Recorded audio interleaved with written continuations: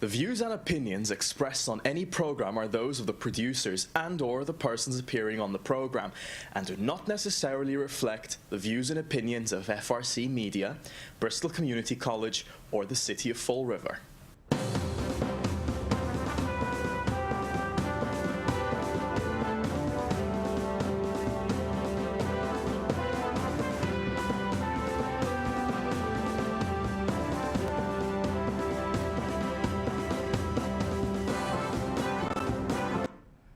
Good morning and welcome to Spindle City Straight Talk. I'm CJ and my co-host is missing somewhere in the city of Fall River, so I have to wait for him to return. So let's get right to the issues at hand for this week. As many of you know, this week was the week from hell for the candidates, as this was the tri-debate season.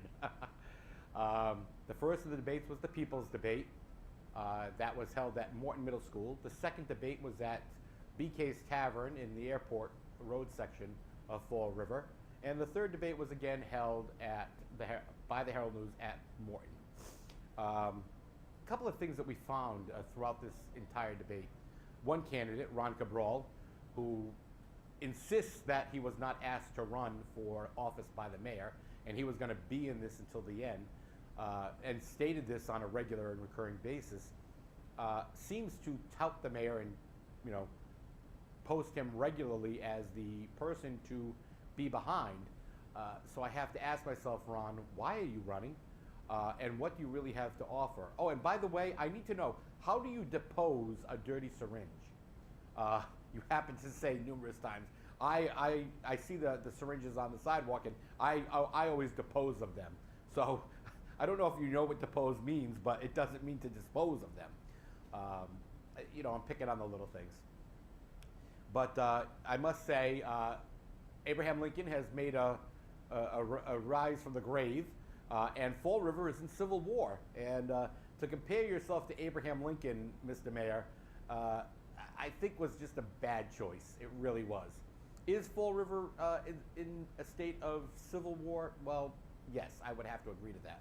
But it's just very interesting to see how this has caused people to come out and really be heard. So we look at the candidates and we say, well, what do you have to offer? So let's go from the top of the ballot all the way down. Will Flanagan, our current mayor, has touted the same line of propaganda and bull that we've had on a regular and recurring basis. And I have to say, why? We've heard the same thing. Fall River is in a better place than it was when you took office. No, it's not. Let's be realistic. No, it's not. Pay-as-you-throw was the best option that Fall River had. No, it wasn't. And if the people of Fall River say, Mr. Mayor, we don't want it, then we don't want it. Especially when we have it for making up the shortfalls in your budget, which you have failed to plan properly for. To turn around and say that, the school system is in a better position than it was when you took office, again, you're wrong. And we've proven this over and over again, because what they do is they turn around, and you do this regularly, Mr. Mayor, you turn around and you take the performing schools, the ones that are performing much better than others, and you make some shifts in the student population, and then you turn around and all of a sudden the performing school is now non-performing again, and the non-performing school is now performing, so you reverse the money and the grants, and you have more money now for a particular school, and it keeps funding your budget, because everything in Fall River is funded by grants. And that's kind of a sad situation. I really have to say that. It's kind of sad, and I have to wonder why it is what it is. As you notice all, Chip is coming into the studio, and we have to welcome him now. Welcome, Chip. It's nice to see that you could finally make it. Well, unfortunately, we have some other commitments. I was at a healthcare advisory board meeting, and of course, we know all the ongoing issues with healthcare, but catch me up, CJ. What have you been, you've had a few minutes to rant. What's... Well, I was just speaking about the fact that the city is, that we depose we depose our dirty syringes in Fall River, and why is a certain candidate running. And I have just started going over this candidate by candidate. I know we were expecting a guest today who has failed to show up, but hey, it is what it is. And I was just talking about how the school system is so much better according to the mayor, yet all we do is shift the populations to make the performing school non-performing, and then the non-performing school now performing. But everything is all equated on propaganda, and we know this. Then, of course, you move over to Paul Anderson. I mean, Paul Anderson, as you know, constitutionalist, no question about it. And he has gone over, and he keeps bringing everything back to the national situation, the national politics. National politics does affect Fall River, but not as much as Fall River politics affects the national, the national view. You have to honestly say that because it's very questionable at times. But I think that Paul Anderson would make a better state senator or city councilor than he would a mayor. His constitutional positions are very good. They're very refreshing, but I don't think that that's something Fall River is ready for. You move on from him to Ron Cabral. Enough has been said about that miscreant fiasco mess. He does nothing to instill any confidence in him except to give the mayor all the props and credit that he can. As an alumnus of Bristol Community College, I have to ask you, Ron, please don't say you went here, because nobody's going to want to come here after that. Now, it was very interesting because this last debate, we saw a lot of barbs come out. The debate that was held last night, a lot of barbs, Chip. And you have to admit, it was rather interesting because, I mean, you and I talked back and forth numerous times about what was going on, and yet it was definitely questionable, to say the least. Yeah, of course, it's the last debate, so the knives came out a little bit, and, they were trying to inflict as much damage on their perceived opponents as possible. The mayor, in his ever disingenuous way, gave credit to Dave Dennis just so he could discredit Sam Sutter, and then Sean Kadeem took some shots, and hey, that's politics, as you said, and I think Mr. Anderson is refreshing. He's a very bright guy. Obviously, he's a Republican, and he's upset that this state is a very blue state, and he said it on more than one occasion. And the reality is, as an independent, I try to take what's best from either side, and he has some very good ideas, as you said, constitutionally and stuff. But the reality is, I think what Tip O'Neill once said: all politics is local. And the reality is, local politics is completely different than state politics and federal politics. The reality is, each city or town is an entity. They're on their own. They have to support their own. They can't print their own money, although in Fall River, I think sometimes they think we can. But the reality is they can't. And it's really nonpartisan. I mean, some of the best city councilors we've had were Republicans. John Medeiros was a Republican. I don't think a lot of people who even voted for him realized he was a Republican. But he was a fiscal conservative, and he did a good job. I mean, I didn't agree with everything he said, or as I said, people don't agree with everything we say either.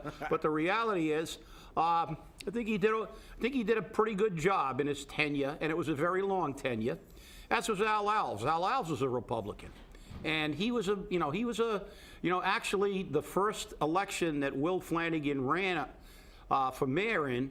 Al Alves was in that race. I believe he finished third. But he basically predicted everything that's happened to the city of Fall River when he ran for office. It was like he had a crystal ball. He talked about the city going into financial crisis. He talked about some of the things that happened, and the reality is that Anderson, I think, as you said, I think he would be more suited for a state or a federal position with his perspective. I don't think he really grasps the fact that local politics, there are certain things you can't do. You know, this is like your house. Local politics is like your house. You got to pay the bills. You can talk about what's happening in the world, and you can have your opinion, and you can debate it. But the reality is, in your house, you got to pay the bills. You know, you got to pay the heat, you got to pay the electricity, and you know it's about surviving day to day. And local politics is more about nonpartisan surviving day for day than it is about you know, party affiliations and party lines. So. I don't know. You can't tell that to the people of Fall River. I mean, you know, the 6th floor and all of City Hall just thinks that, hey, you know, we just keep spending it. We don't have a problem.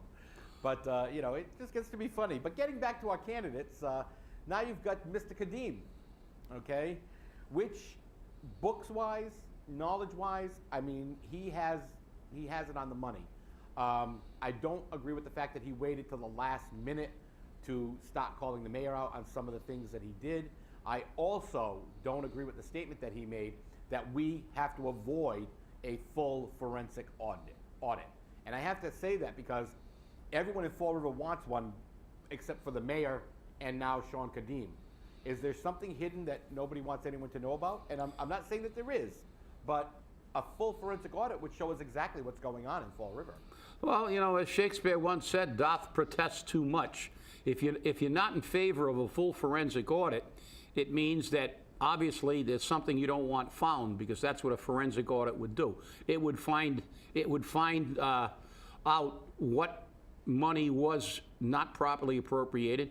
And the reality is Mr. Kadim was the city administrator, so whether he agreed or disagreed, because he has said during the debate that he felt that money was misappropriated by the mayor, but the fact is he was a city administrator, and everybody can have their own opinion. I believe that that any city employee, and especially the city administrator, or the treasurer, or the auditor, the people who deal with the money, have a fiduciary responsibility to the city and its citizens that supersedes any loyalty they have to any mayor. The mayor they may be serving at the pleasure of the mayor, but they are the people with the fiduciary responsibility for the taxpayers' money. That's not the mayor's money. That's our money. And I'm not sure that you're operating in the best interests of the city when you know something's being done improperly and you don't come out and say it. And it may cost you your job, but then again, everybody has their own way of handling things. And you know, from that, obviously, that's, you have to wonder. There may be absolutely nothing found with a forensic audit. They may just say, these people just didn't know what they were doing. And of course, if you're running for mayor on the platform of that, I know the numbers, of course you know the numbers. You're the guy to put them all together.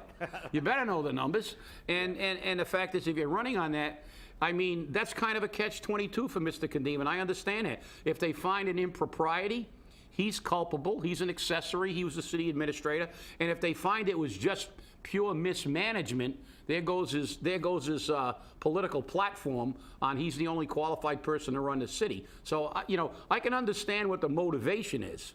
Yeah, it's true. And you know, it's just very interesting to see this because, again, we know that there's a lot going on in Fall River, and people are a little upset about it. But, you know, when you're looking at these candidates and you're getting back to them on a regular basis and you're trying to find out what's going on where, you have to say to yourself, you know, don't give us the platitudes. Don't give us the bullet points. You know, we move on now from Sean Kadim to Dave Dennis. Dave Dennis has a track record. I mean, the mayor even acknowledged Dave Dennis's track record. And you have to say to yourself, if he's got such a track record, why is he not in the office of mayor? Or why is he not in an office somewhere where he can affect change? And, you know, you have to say to yourself, where's this track record? I spoke with Dave Dennis at length about it, and it's in file cabinets in his home, and he has file after file after file of everything that he's done, planned, proposed, and that's wonderful. You know what a plan is? If it sits in a box, it's nothing. And you know what the Fall River definition of plan is? Okay? please leave it alone now. So, you really have to say, enough with the planning. It just gets to be ridiculous. But, I think Dave's a good candidate. I think Dave could probably do the job very well as mayor. But I think that in reality, right now, he's not coming out of the chute as strong as he should have. He's not presenting a reliable, forceful campaign. And, Chip, you said in the past, Dave doesn't campaign well. And there are certain people which don't campaign well. And they just need the right person to run that campaign for them.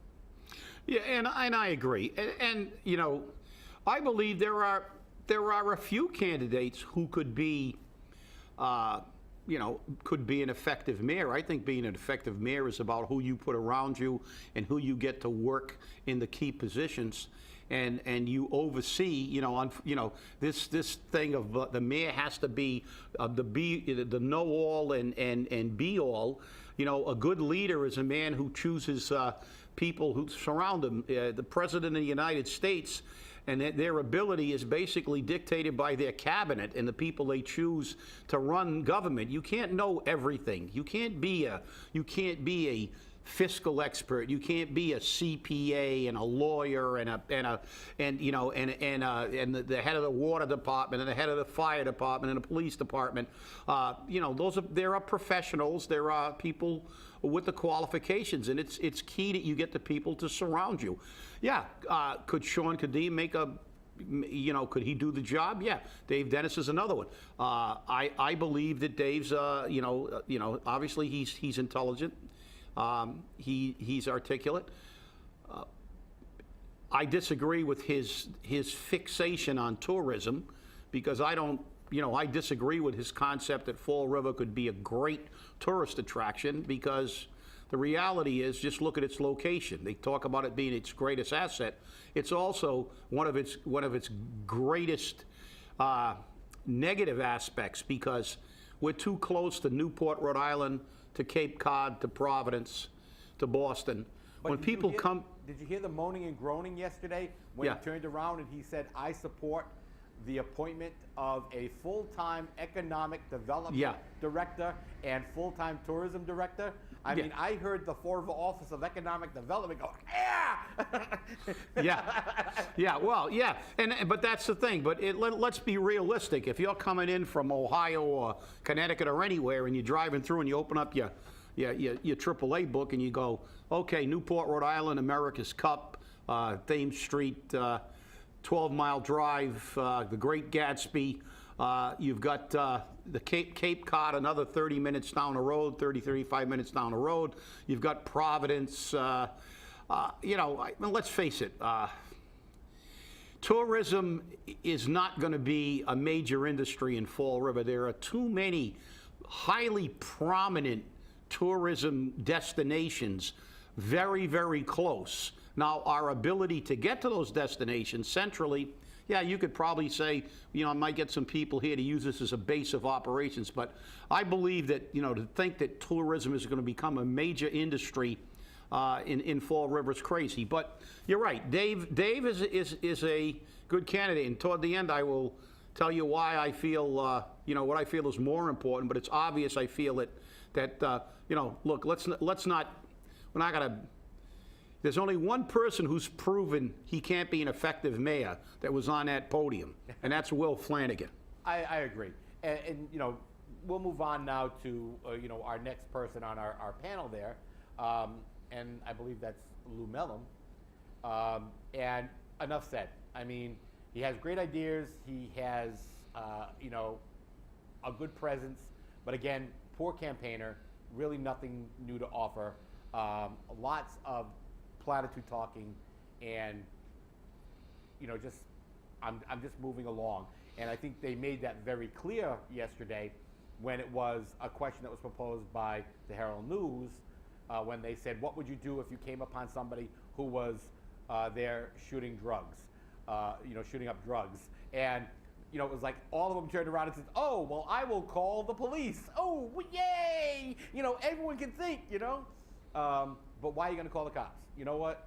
I turn around, I walk by, this is hateful probably, but I turn around and say, hey, if you do it right the first time. Make sure you OD now so you can solve Fall River. And Oh the God, you're going to be the poster child for that's it. Well, but you're right. I think Mellon had some. He brought in some refreshing perspective, but I think he said something very, very important, and a lot of people may have missed it last night. He talked about the salary of the mayor being way out of proportion with what people make in Fall River. He said if he he would cut his salary in half and still make more than about 75 or 80% of the people in Fall River. And I think that's very, very important. I'm not saying that the mayor should make peanuts, but let's remember, when you're sitting in that ivory tower making 120 grand in a city where the average income is 34 for a household, not for an individual, and you as an individual is making 120, and you think about some of the salaries we have in this community, maybe that's where the disconnect comes, that they don't understand what they're doing when they continue to raise taxes and fees. We have school principals that make in excess of I think they all make in excess of $100,000. We have vice principals making $90,000 a year. Yeah, when you're making that kind of money, yeah, the tax rate is low. But when you're trying to feed a family of 4 on a household income of $34,000, a $5 increase, $10 for bags is a lot of money. And I think that Mr. Mellon's reference to the perspective of how much money the mayor makes was a very, very key point. It was. And it's something that we can carry over to all the other city officials. It's true. And again, like I said, he has some very good points, but I really don't think that he's, in line to become mayor. No, well, yeah, that's... Then you got Mike Mioza, okay? And in all fairness to Mike, I mean, great points. He has an extremely large following, has a lot of people out there supporting him, in working very hard. But again, what are you going to do? I hear from all of them, with the Flanagan administration, with the Mioza administration, with the Kadim administration, with the Sutter administration, this, and this. But we need somebody who's going to come in and do that. Mike presents some very good points, and he has some very good ideas. But the question is he going to have the backbone to affect them? And I don't mean walk in there and say to all the department heads, I want all your resignations now, okay? But does he have the backbone to turn around and go up to them and say, you know what, you're saying the pay-as-you-throw has a 98% success rate. Prove it to me. Because I can drive down Pleasant Street or South Main Street and I find black bags dumped all over the streets. So where's the 98% success rate? And in that 98% success rate, are you including all the people who privatize their trash? So you've got to have backbone to hold people accountable. So my question is, will he have that? Yeah, well, I think that's a good question. I mean, he took a position on a budget that and we discussed that when he was a guest here, and I said, we can agree to disagree. I thought I think not supporting the budget, his initial position was the better position. And as far as the pay-as-you-throw, forget it. It's ironic that you said that, because on my way to the Insurance Advisory Committee meeting, I drove by that little, I don't even know, it's kind of I guess you'd call it a park, maybe a mini park. There's a little area with swings and stuff for children to play at the intersection of McGowan and County. I don't know if you're familiar with that area, but I am. And there's a little park there. And as I was driving by, there was a woman dumping her trash in the barrel in the park.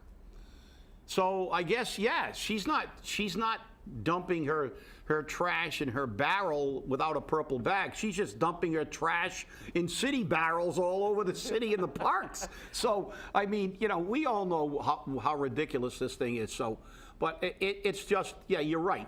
I think that'll get to the point I'll make later, and very quickly, I guess. So let's get to the last thing. The last candidate is Sam Sutter. Here's a man who has tremendous backing, some great ideas, took the district attorney's office and turned it around after taking over for Paul Walsh. But again, city government is not the district attorney's office. Do I think he's capable of this job? Yes. Do I think that he would have a very interesting term as mayor? No doubt about it. And do I think people are going to shake in their boots? No question about it. But again, people have questions, okay? One of which is, are we going to see anything different? Are we going to see the same political hacks all getting jobs? Are we going to see people making the beeline from the DA's office to the 6th floor or to Government Center? What's going to happen? And those are serious questions people are asking.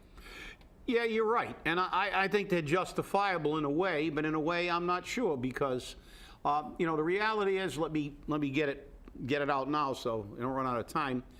Regardless, and I said, there are people there who could do the job. I think most of those people are intelligent enough, and articulate enough and have a good enough background. I mean, I believe Mr. Anderson's a lawyer, as is Dennis, and as Sam Sutter. And, we have people with business backgrounds. We have people with legal backgrounds.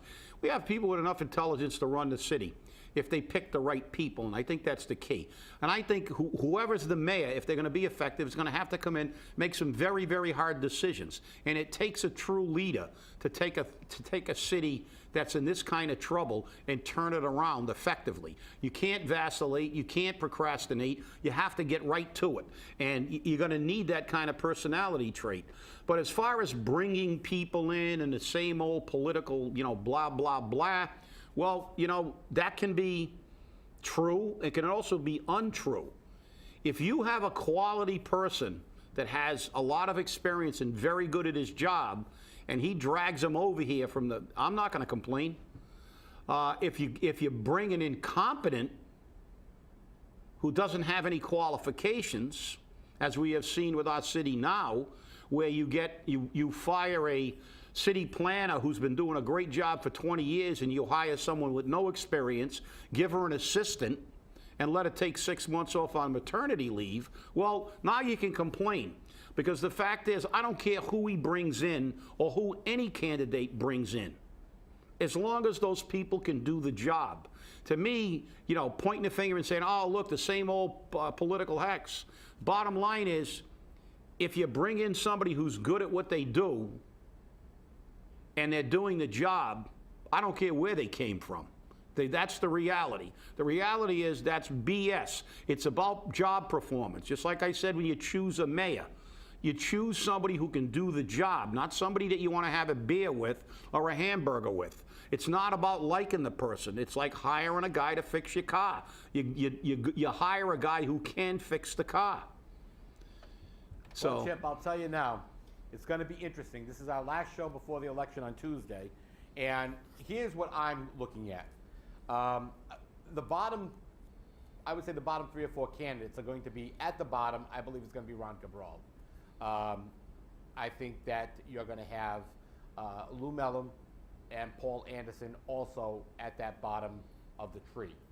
I think that after that, you're going to see the top 5. I think that of that top 5, I'm predicting that you're probably going to see Dave Dennis at the bottom. You're going to move up. I believe Sean Kadim is going to come in from there. And out of the top 3, I firmly believe you're going to look at the mayor, Mike Maioza, and Sam Sutter. I think Sam Sutter and the mayor are pretty much at the top of the line, and I'm looking at probably Sam Sutter coming in first. Well, we'll see, but what I would like to see is a very, very good turnout, because I heard the mayor at the debate whining about 70% of the vote. What is he going to use for an excuse if we have more people turn out to this special election than elected him and he gets 30% or 28%? Vote. Everybody vote. No excuses. It's going to be interesting. December 16th. They're predicting a 30% turnout. I don't predict that high, but thank you for watching. Don't be a silent taxpayer. Vote on December 16th. Let's make it a 80% turnout. Definitely.